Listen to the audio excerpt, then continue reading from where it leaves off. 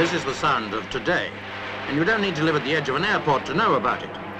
You can close your windows, but you won't shut out the inescapable fact that as aircraft get larger and faster, so their annoyance value can increase.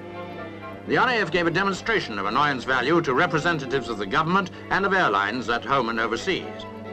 First of all, they demonstrated the sound of today, the noise of a comet as it flies low overhead.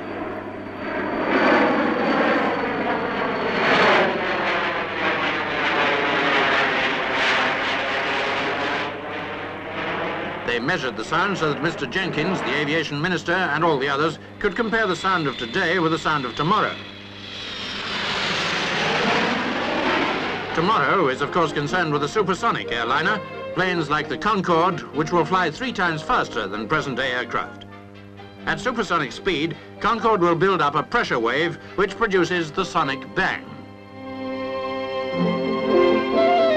Here it's demonstrated by lightning fighters.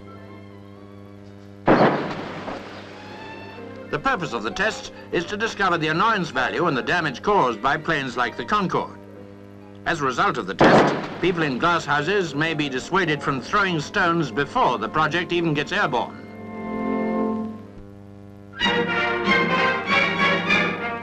The Moulin Rouge in